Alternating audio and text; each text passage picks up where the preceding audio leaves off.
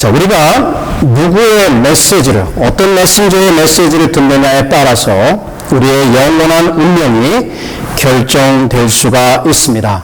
참된 복음을 전하는 자들의 말씀을 들을 때에 우리는 복음이 어떤 것인지를 알게 되고 구원에 이르는 길과 구원이 어떤 것인지를 이해하게 됩니다. 반면에 거짓된 복음을 전하는 자들의 말씀에 귀를 기울이고 그 말씀을 듣고 따라가게 되면 저희는 결국 영원한 멸망 가운데 들어갈 수도 있습니다. 참된 복음에 대한 지식은 구원의 필수적인 것입니다. 그러나 여러분도 아시다시피 여러분이 가시는 곳곳마다 스토어에 혹은 웹사이트에 많은 설교자들이 여러분의 관심을 위해서 부르짖고 있습니다. 과연 어떤 말씀을 들을 것인가? 어떤 설교자의 말씀을 들을 것인가? 굉장히 중요합니다. 대부분 여기 앉아 계신 분들 아틀란타에 가게 되는 CD를 빼오는데 저도 이렇게 보면 저도 들어보게 됩니다. 들어보면서 한 가지 느끼는 것은 대체로 우리 성도님들이 말씀에 대한 분별력을 가지고 이것이 바른 복음이다 혹은 이것이 거짓된 복음이다라는 것을 분별할 수 있는 그 분별력들을 모두가 가지고 있지는 않은 것 같습니다. 그 분별력에 따라서 자기가 어떤 것은 물리치고 어떤 것은 받아들여야 하는지를 그러한 분들을 찾아보기가 그렇게 많지는 않은 것 같습니다. 제가 그렇게 느끼는 이유에는 사람들은 자기가 원하는 종류의 메시지에 마음을 기울이고 듣는 경향들이 있습니다. 그 사람이 참된 복음을 전하는 참된 복음의 설교자이든 거짓된 복음의 설교자든 관계없이 자기가 원하는 메시지, 듣기를 원하는 메시지를 따라서 시간을 보내고 거기에 집중하는 것을 보게 됩니다. 여러분, 요즘에 가장 크게 되는 교회들을 보게 되면 거기에는 예수를 믿으면 모든 만사형통하고 성공하고 잘 살게 된다고 하는 이 성공 복음이 판을 치고 있습니다. 그런 교회는 사람이 많이 모이고 그런 교회는 성장하는 것을 우리는 보게 됩니다. 자, 무엇이 참된 복음이고 무엇이 거짓된 복음이냐를 분별할 수 있어야 하는데 분별하지 못하는 대중들은 그저 그것에 듣기에 좋기에 따라가는 경향이 있는 것을 보게 됩니다. 여러분, 오늘 우리가 읽은 갈라디아서의 교회도 없지 않아 그러한 문제점을 가지고 있었습니다. 갈라디아 교회는 사도 바울이 1차 전도 여행을 통해서 개척한 교회들이었습니다. 여러 교회가 오늘날 터키 지방의 남부 지역에 위치하고 있었는데 그 교회들을 개척하고 이제 그들의 복음을 통해서 그 교회가 세워졌습니다. 그런데 얼마 있지 않아서 유대주의자들이라고 하는 이 사람들이 그 교회 가운데 들어오게 됐어요. 이들은 유대인들로서 예수 그리스도도 믿지만 더불어서 환례를 행해야 하고 유대의 절기와 법규를 지켜야지만 참된 하나님의 백성이 될 수 있다라고 하는 율법주의적인 복음을 가지고 들어왔습니다. 자, 바울의 복음은 은혜의 복음이요. 십자가의 복음인 반면에 이들은 율법주의적인 유대의 복음이었기에 우리는 유대주의자들이라고 합니다. 과연 어떠한 복음이 참된 복음이냐? 이 문제가 바로 갈라디아서에서 다루어지고 있는 이슈입니다. 아주 어린 교회였죠. 사도 바울이 쓴 서신 중에 가장 빠른 서신, 48년도나 49년도에 쓰여졌던 이 서신서를 쓰시면서 그는 이 서론 부분에서 자기의 사도권과 자기가 전하는 메시지가 진정한 참된 은혜의 복음이다. 자유케 하는 복음이다라는 것을 가르쳐 주고 있습니다. 서론 부분부터 급하셨던지 바로 그 문제로 직접 들어가시는 것을 보게 됩니다. 자, 이 부분을 통해서 우리는 분별력이 없이 분별하지 않고 우리의 마음을 열어서 우리가 원하는 메시지를 듣는 이 문제에 대해서 우리는 분별력을 가질 필요가 있으며 특별히 오늘 이 사도 바울이 외치는 이 복음 그리스도의 죽음과 그리스도의 부활의 복된 소식을 바로 우리는 defend, 수호해야 한다는 이 한 가지 말씀을 배우게 됩니다. We must defend the gospel of Christ's death and resurrection. 이것이 바로 복음입니다. 사도 바울이 외쳤던 그 복음을 바울이 참된 복음이라고 외치며 그 거짓된 복음을 물리치고 이 복음을 믿어라라고 말씀을 해주고 그리고 스스로 그것을 지켰던 것과 같이 우리도 동일하게 사도 바울이 전했던 그 복음을 defend, 수호해야 한다는 말씀을 배우게 됩니다. 자, 그러면 그동안 여러분은 교회 생활을 하시면서 많은 복음을 들어왔을 것입니다. 그 복음이 정말 진정한 복음이었는지 아니면 인간의 생각과 전통이 가미된 복음이었는지 오늘 그것을 분별할 수 있는 그 분별력을 우리가 가지게 될 것입니다. 5가지 참된 복음의 특징, 5가지 참된 복음의 특징에 대해서 살펴보도록 하겠습니다. 첫 번째 복음의 참된 복음의 특징은 사도적이라는 것이에요. The true gospel is apostolic. 이 말이 무슨 뜻일까요? 이것은 바로 사도들이 전하는 그 복음, 역사적인 복음, 사도들이 전한 복음이다라고 하는 뜻입니다. 그러면 왜 사도라는 것이 중요할까? 자, 1절을 한번 보시기를 부탁드리겠습니다. 1절을 보시면 거기 1절에 첫 등장하는 말이 사도 바울 자신의 이름입니다. 그리고 그 뒤에 따라오는 말이 apostles라는 말이에요. 자기 사도의 그 타이틀이에요. 그것이 가장 먼저 나오는 단어예요. 그러나 우리 말은 맨 1절 뒤로 가서 사도된 바울은 이렇게 나오고 있죠. 사도 바울에게 바울이 자기의 사도권, 사도적인 권위를 디펜드해야 할 이유가 무엇이었을까? 먼저 그 서신을 열면서 바로 시작을 하고 있어요. 자, 그것을 볼 때 이 갈라디아 교회는 무슨 문제가 있었느냐면 아까도 말씀드린 유대주의자들이 들어와서 이 사도 바울 사도가 아니야.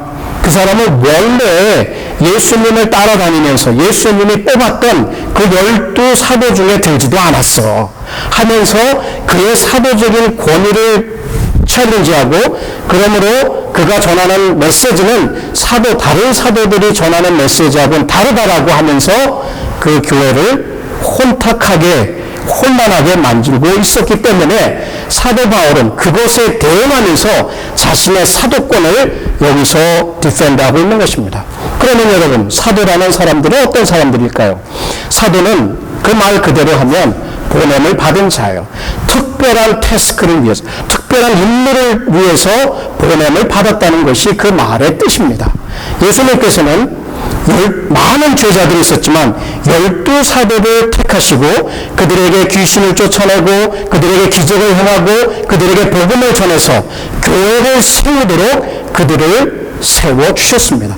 그들을 부르셨고 그들을 임명했고 그들을 파송해서 초대교회의 초석 같은 기둥도 같은 역할을 감당하게 했던 사람들이 사도들입니다. 이 사도들은 예수님을 직접 들었고 예수님을 보았고 예수님이 행하시는 사건들을 경험했고 예수님의 죽음을 보았고 예수님의 부활을 목격한, 눈으로 직접 목격한 사람들입니다. 자, 1차적으로 12사도가 있었어요. 그 사람들에게 좁은 의미에서 12사도들을 국한해서 사도들이라고 얘기하지만 이 바울 사도는 여기서 자기도 그 사도들과 동일하다는 것을 얘기를 합니다. 자기가 사도를 받은 것은 사람들이 교회가 모여서 너 사도로 세워줄게 한 것도 아니라는 얘기예요. 거기서부터 온 것도 아니고 사람들로 말미암은 것도 아니고 누구로부터 말미암았다고요? 예수 그리스도 하나님 아버지를 통해서 직접 받았다는 얘기예요. 어떻게 알 수 있을까요? 사도행전 9장에 보게 되면 사도 바울은 교회를 핍박하는 자로서 다메섹으로 향하고 있었습니다. 그 다메섹으로 가다가 갑자기 하늘에서 빛이 비치면서 부활하신 예수님을 만나게 됩니다. 사울아 사울아 어찌하여 내가 나를 핍박하느냐, 나의 교회를 핍박하느냐. 주여 주여 누구시나이까? 나는 내가 핍박하는 예수다. 부활하신 예수님을 직접 만나고 그 부활하신 예수님을 통해서 그가 이방의 사도로서 세움을 받았기 때문에 이 12사도와 마찬가지로 부활의 증인이었고 그로부터 직접 사도의 직임을 받았다라고 그는 여기서 말씀을 하고 있는 것입니다. 그래요. 우리가 듣는 복음이 사도적이냐 아니냐를 따져봐야 돼요. 예수님께서는 사도들을 통해서 말씀을 기록하게 했고 그 본내용을 그대로 기록한 것이 우리가 가지고 있는 사복음서이며 또 사도행전이며 여러 가지 서신서들이 바로 사도들에 의해서 기록된 책입니다.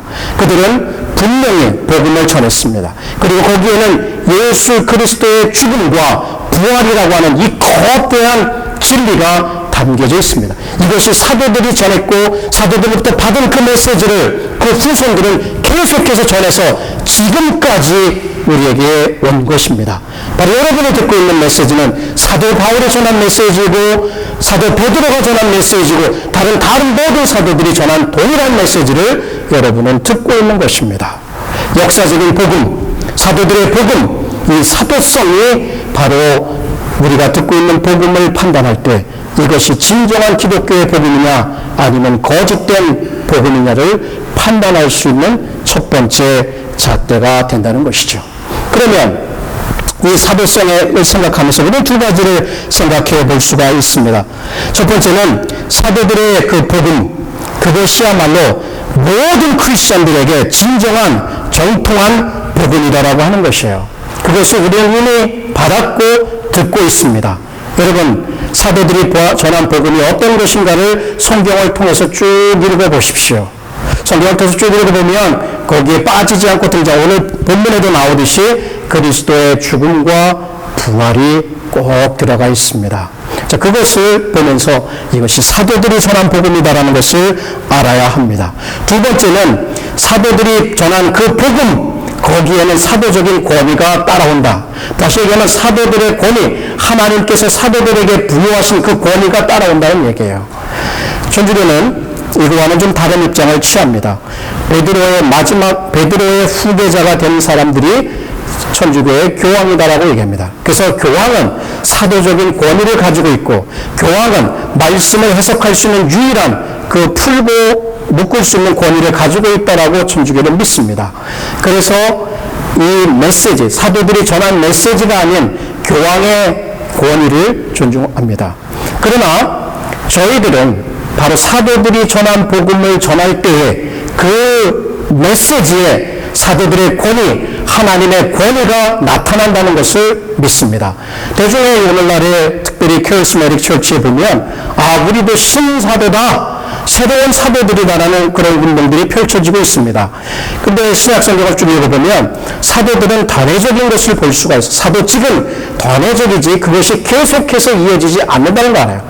만약 사도 야고보가 죽었을 때 사도 야고보를 대체할 다른 사도들을 찾았다라고 하는 기록을 찾지 못해요. 그것은 단회적으로 예수님께서 그 교회를 세우시기 위해서 필요했기 때문에 특별한 인물들을 뽑으셨고 그들에게 권위를 주셨던 것이죠. 이 말은 무슨 뜻일까요? 우리가 전하는 복음이 바로 하나님의 권위가 따른 복음이다. 여러분이 구원받았을 때 사도들의 그 복음을 듣고 여러분은 그 복음을 받아들이고 여러분은 구원을 체험하게 된 것입니다. 제가 여기서 전할 때 저에게 있는 권위는 제게 고유한 태어날 때부터 가진 권위가 아니라 하나님께서 사도들과 그 후손들에게 주신 바로 그 권위를 가지고 하나님의 복음을 전하는 것입니다. 그렇기 때문에 여러분 누구든지 참된 복음을 전할 때에는 거기에 귀를 기울이셔야 합니다. 그 사람이 누군가에 따라서 여러분이 누구냐 아니냐 그거와 상관없이 여러분이 사도들이 보란 성경의 복음을 전하면 거기에 하나님의 능력이 하나님의 권능이 나타나는 것을 믿고 복음을 전하는 것이죠. 자, 사도성이 첫 번째 우리가 복음을 분별하는 방법입니다. 이것이 사도 바울이, 사도 베드로가 많은 사도들이 전한 그 복음과 가르침과 일치하고 있는가를 분별할 때에 우리는 어떤 것이 참된 복음인가 거짓된 복음인가를 알게 됩니다. 두 번째, 참된 복음은 보편적이다. 자, ecumenical이라는 말을 썼어요. ecumenical. True gospel is truly ecumenical. 자, 참된 복음은 보편적이지만 거짓된 복음은 sectarian, 분파적이고 파당적이다라는 얘기를 합니다. 자, 보편적이라는 말을 어디서 나왔을까? 우리 2절에 보게 되면 함께 있는 형제로 더불어 갈라디아 여러 교회들에게 이렇게 말하고 있어요. 함께 있는 여러 형제들. 누굴까요? 이것은 자기와 함께 복음을 전하기 위해서 힘쓰는 모든 사람들, 이 사람들이 함께 이 갈라디아서의 내용이 옳다라고 지지하고 있다는 얘기예요. 갈라디아서를 사도 바울과 함께 저작했다라는 것이 아니라 지금 자기가 전하고 있는, 사도로서 전하고 있는 복음이 바로 바른 복음, 은혜의 복음, 자유케 하는 복음이라는 것을 이 모든 형제들이 함께 서포트하고 있다는 것이에요. 이 얘기는 뭐냐면 근방으로 모든 개척교회들이 세워졌을 때 그 교회들이 세워진 바로 그 복음이 다 모든 교회 동일한 복음이라는 얘기예요. 마치 사도 바울이 특별히 어떤 계시를 받아가지고 어떤 환상을 봐서 자기의 복음을 만들어내고 자기의 목을 지어낸 것이 아니라 그것을 예수 그리스도로 직접 받았고 많은 크리스천 형제들이 동일하게 전하는 복음이라는 것이야. 이 큐메니코 포스세큐리는 아니죠. 어떤 한 부분에서 혹은 갈라디아 지방에서만 예루살렘 지역에서만 있었던 복음이 아니다라는 것을 여기서 얘기를 해주고 있습니다. 그러나 반면에 갈라디아 교회의 문제를 일으켰던 율법주의적인 유대주의자들은 굉장히 팩셔널했어요. 분파적이었고 당파적이었어요. 이들은 유대 지방으로 올라와가지고 교회를 분단시키고 또 이것이 참된 복음이다라고 사람들에게 강요를 합니다. 이것도 해야 되고 이것도 해야 되고 이것도 해야 진짜 그리스도의 제자가 되고 그리스도의 사람이 되는 것이다라고 하나님의 은혜의 복음에 더 다른 것들을 더했던 것을 여기서 보게 됩니다. 여러분, 침례교가 됐든 장로교가 됐든 감리교가 됐든 다른 어떤 교회가 됐든 이 세상에 있는 모든 하나님의 참된 교회에 이 복음이 전해지고 있습니다. 그리스도의 부활과 그리스도의 죽음, 그 복음만이 참된 복음이며 그 복음만이 온 교회를 하나로 만들 수 있는 복음이며 보편적인 카문한 이큐메니컬한 캐톨릭 가스펠이라는 얘기예요. 캐톨릭이라는 말은 보편적이라는 뜻입니다. 자, 모든 지역에서 고르게. 근데 이런 사람들이 이단에 빠지는 것들을 보게 되면 꼭 이상한 것을 보고 와가지고 꼭 저 구석에서 봐가지고 조금씩 파생돼가지고 역사적으로 우리가 받아왔던 사도들의 복음이 아닌 다른 복음을 가지고 와가지고 이것도 해야 되고 이것도 해야 되고 그렇게 해서 복음을 혼잡케 하고 잘못되게 해서 사람들의 영혼을 그릇 인도하는 것을 보게 됩니다. 그것은 절대로 참된 복음이 될 수가 없습니다. 자, 저기 가보자고. 저기 가보면 신기하다. 정말 우리가 들어보지 못한 복음이라고 하지만 여러분이 알고 있는 성경의 복음, 그리스도의 복음, 사도들이 전한 복음 외에 다른 복음을 구하지 마십시오. 그것이야말로 참으로 보편적인 복음이요 참으로 구원에 이르는 복음이고 그것이 모든 세상에 있는 참된 교회 가운데서 선포되는 복음이다. 이 보편성, 이 복음의 보편성 두 번째 기준이 되게 되는 것입니다. 여러분, 요즘에 보니까 어제 그 신문을 보다 보니까 very cheap이라는 얘기가 나오더라고요. very cheap. 쭉 이렇게 보니까 very cheap은 오바마 건강보험망과 연결돼서 조그만 쌀 알갱이만한 칩을 몸에다 인식을 하게 되면 의학적인 정보가 다 연결이 돼서 그 사람이 뭐 따라가서 스캔만 딱 하면 그 사람이 어떤 질병을 있고 어떤 약을 먹어야 돼 그런 정보가 다 들어온다고 합니다. 그러니까 요즘에 들어서 시한부 종말론처럼 이 verchip을 받으면 666 숫자를 받는 것이기 때문에 이제 믿는 사람들도 구원을 받지 못하고 멸망에 처한다라고 이렇게 verchip을 가지고 굉장한 경고를 하며 사람들을 그 두려움 가운데 사로잡히게 하고 그것을 받지 말라고 얘기를 합니다. 자, 그게 오늘 우리가 듣고 있는 사도들의 복음과 일치한가요? 그리스도의 죽음과 그리스도의 부활, 그것을 통해서 우리가 구원을 받았는데 벌칙을 받는다고 구원을 상실한다. 영혼까지도 장악한다. 예전에 크레딧 카드 나올 때, 바코드 나올 때 똑같았죠. 언제 그리스도께서 올지 모른다고 사람들을 언제 올지 모르죠. 그러나 그렇게 사람들을 겁을 줘서 날짜를 정하고 위기감을 조성하는 것, 섹테리안입니다. 이 섹토리얼 가스펠, 이것은 여러분 보편성이 떨어집니다. 그것은 우리가 경계해야 되는 대상이지 그것을 따라가서 그리고 한 무리가 돼서 사도로 들어가고 저 굴로 들어가고 그렇게 하면 그것은 참된 복음을 분별할 수 있는 방법이 아닙니다. 참된 복음을 분별하는 길은 사도들이 전한 그 복음을 분명하게 이해하고 있고 그것을 경험하는 길이죠. 자, 세 번째 특징을 보겠습니다. 세 번째 특징은 참된 복음은 은혜와 평화를 가져다 준다는 말입니다. 은혜와 평화. 우리 3절에 보게 되면 우리 하나님 아버지와 주 예수 그리스도로 쫓아 은혜와 평강이 있기를 원하노라. 자, 이것은 일반적인 그 인사말에 속하죠. 그러나 사도 바울은 이것을 조금 더 확장해서 기독교화했습니다. 그리스도 하나님 아버지와 그리스도로부터 오는 그 그레이스와 은혜와 평화가 있다. 그런데 이 그레이스와 이 평화는 어디에서 온 것이냐? 하나님께서 온 것이고 예수 그리스도의 십자가, 예수 그리스도의 십자가가 부활을 근거로 해서 우리에게 주어진 것입니다. 우리에게 은혜로 거저 값없이 자격이 없는데도 변치 않고 사랑해 주시는 그것이 바로 은혜이며 그 은혜의 결과로 우리는 하나님과 평화하게 됐고 우리 이웃과 평화를 더불어 살게 되며 또 우리 자신의 마음과도 평화를 할 수 있게 된다는 것을 얘기해 줍니다. 예수 그리스도의 십자가 사건, 그것이 있었기에 우리에게 하나님의 은혜는 물붓듯 부어지고 있으며 그 결과로 우리는 평화하는 삶을 살게 된다는 것이에요. 그런데 율법주의자들은 그렇지 않아요. 이것도 해야 돼.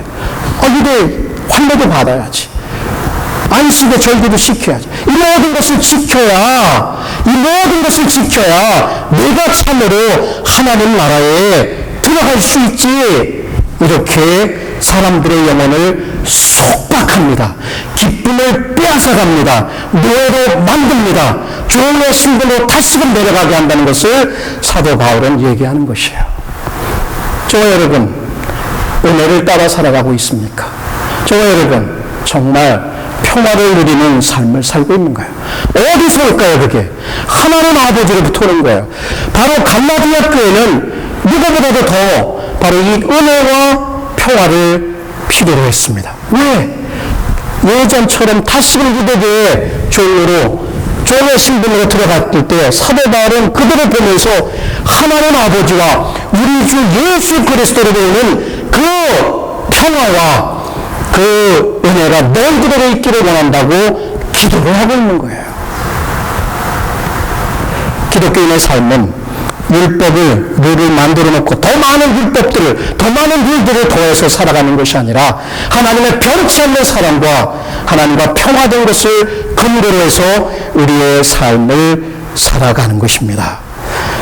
여러분, 읽다가 보니까 이런 글을 발견했습니다. 여러분 한번 들어보십시오.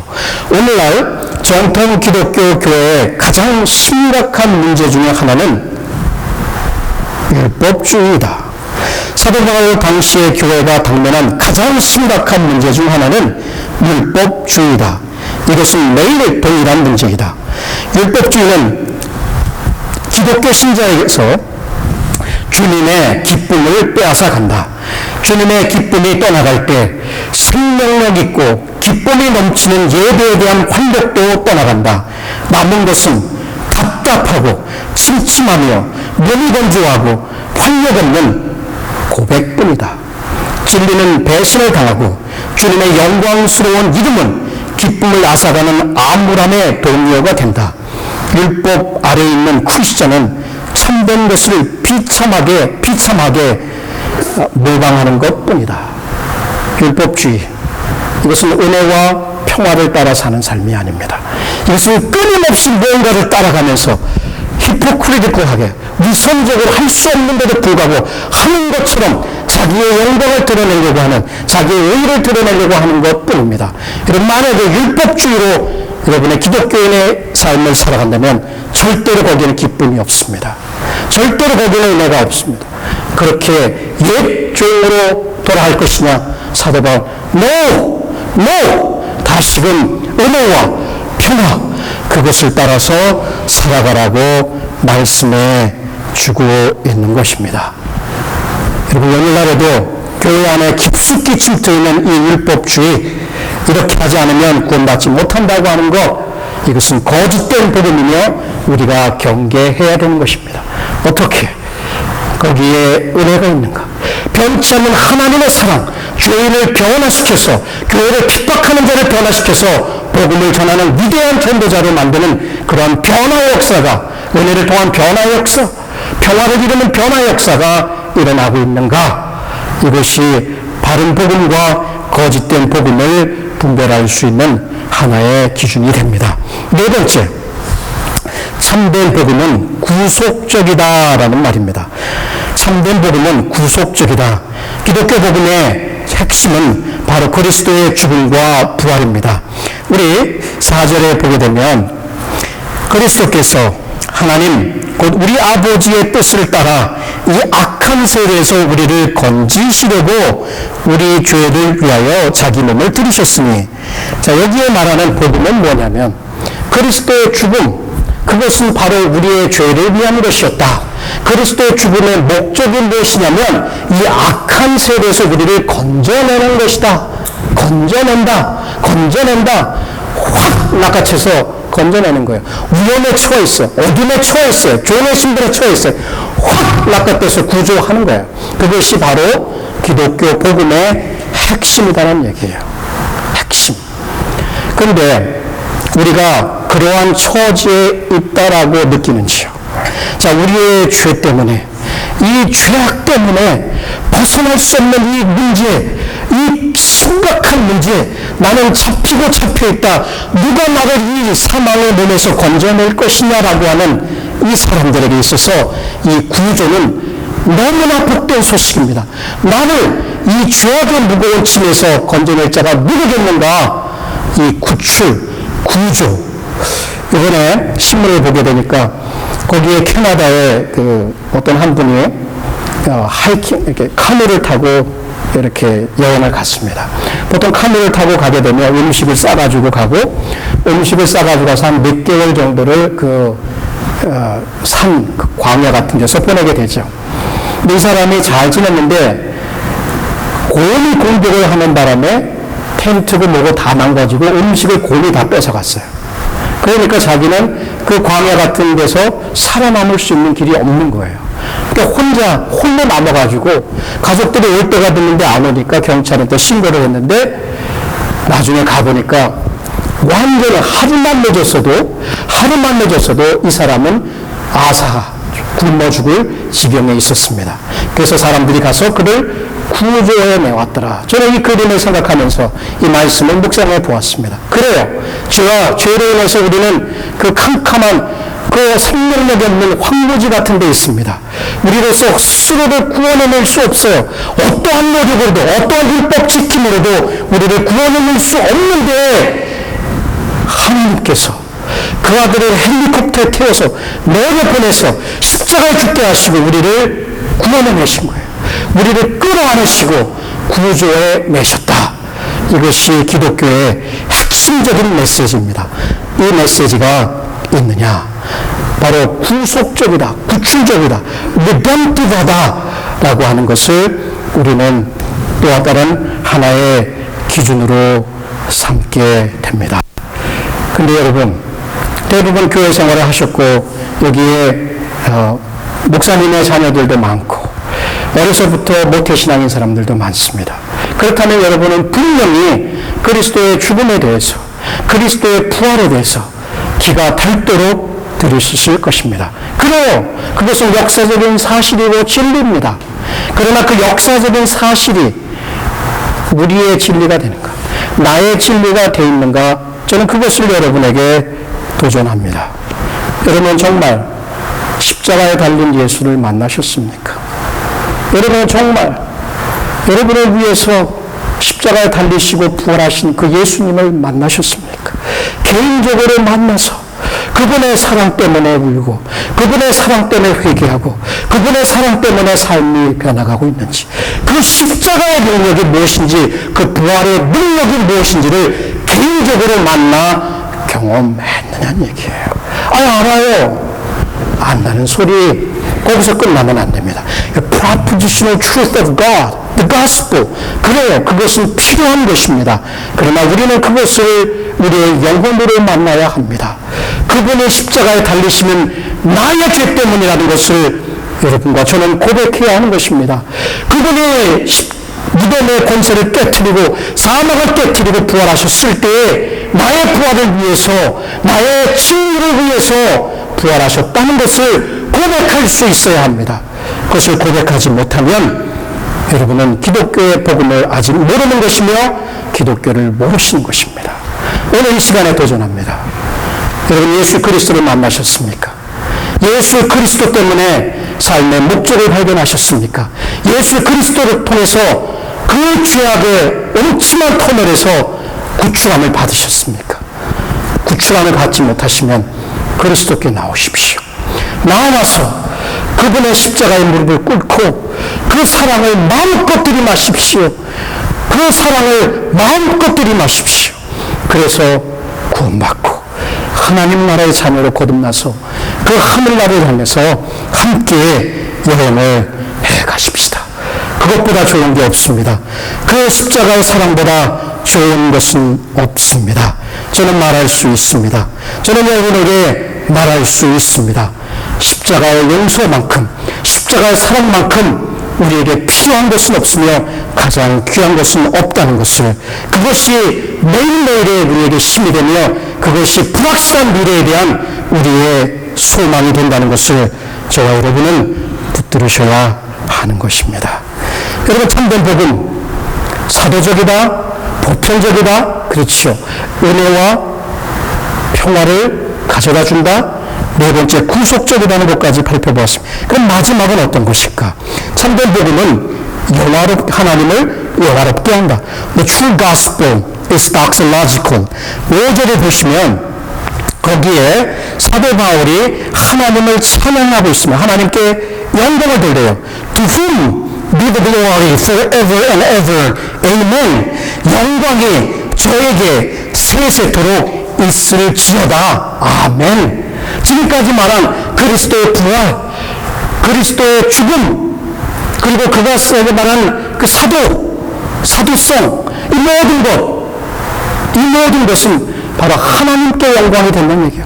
하나님 앞에 영광, 그리스도께서 죽으심으로, 우리 죄를 위해서 죽으심으로 우리를 이 악한 세상에서, 죄 가운데서, 어둠 가운데서 구출해냈다. 새로운 시대를 이제 우리에게 열어주셨다는 것, 그것은 뭐냐? 하나님께 영광이 된다는 얘기예요. 하나님 앞에 찬양을 드리고 있는 거예요. 참된 복음이 우리에게 오면 우리가 영광을 취하는 것이 아니에요. 율법주의자들처럼 내가 내 구원을 위해서 이렇게 했으면 하나님 이 정도는 했으니까 알아주셔야지가 아니라, 하나님이 처음부터 끝까지 모든 것을 하셨으니까 하나님께만 영광이 돌아간다고 그것만 찬양하는 것, 이것이 참된 복음입니다. 이것이 참된 복음이에요. 이것이 참된 복음입니다. 저와 여러분, 왜 찬양하고 있습니까? 왜 예배하고 있습니까? 바로 그 십자가의 사랑 때문에, 그 부활의 소망 때문에 우리는 그분께 영광을 돌리며 그분께 감사하고 있는 것 아닙니까?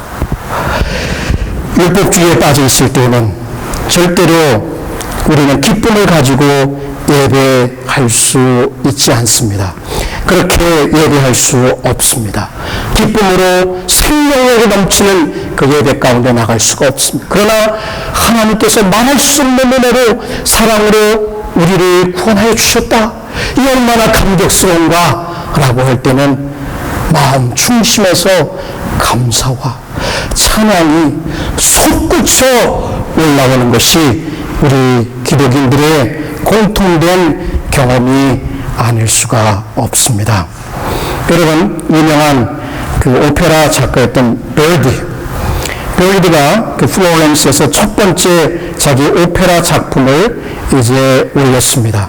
그래서 그저 보이지 않는 곳에서 홀로 서서 이제 자기 지켜봅니다. 그런데 이 베르디의 눈은 누구에게 고정이 되어 있냐면 자기의 스승과 같은 마스니, the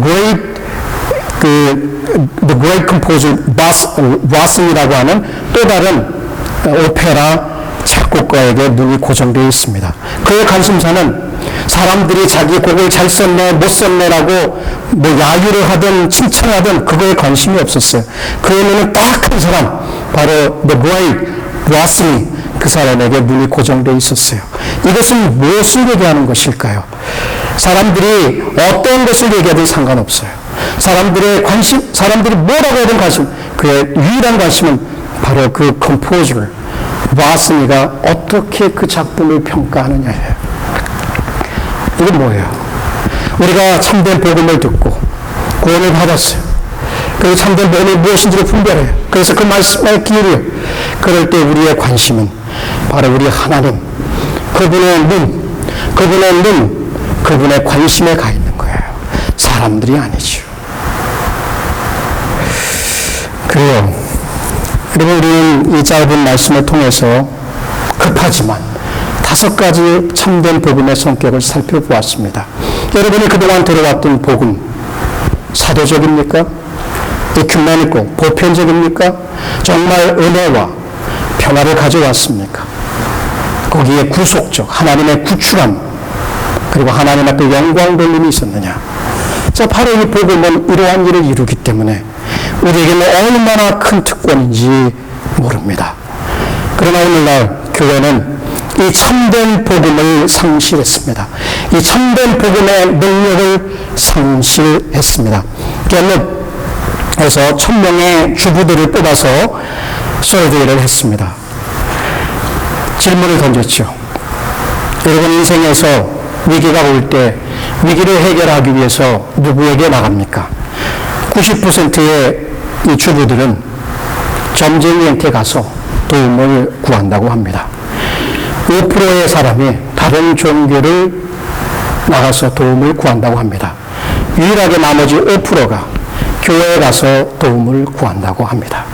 자, 이 서베이의 결과가 우리에게 무엇을 얘기해 줄까요?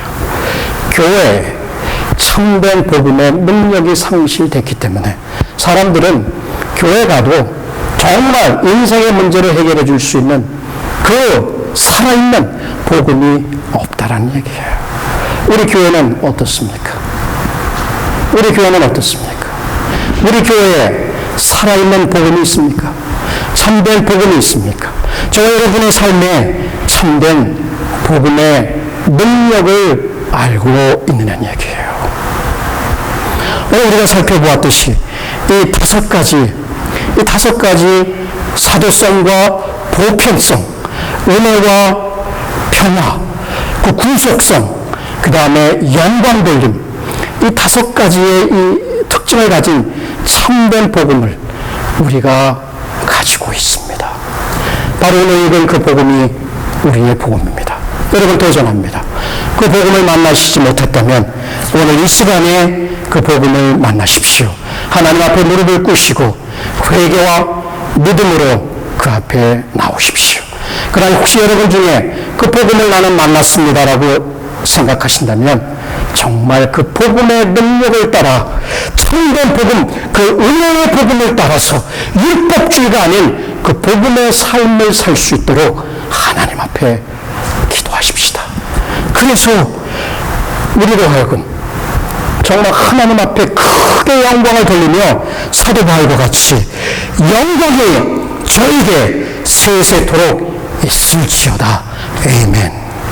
이렇게 기도하십시다. 우리 기도하겠습니다. 오늘 하나님의 복음의 참된 복음의 특징을 들었습니다. 그동안 우리가 들어온 그 복음, 과연 참된 복음인지를 돌아보면서 그 복음의 능력이 우리 가운데 살아나기를, 그 복음의 능력으로 살아갈 수 있도록 하나님께 구하겠습니다. 기도하시죠.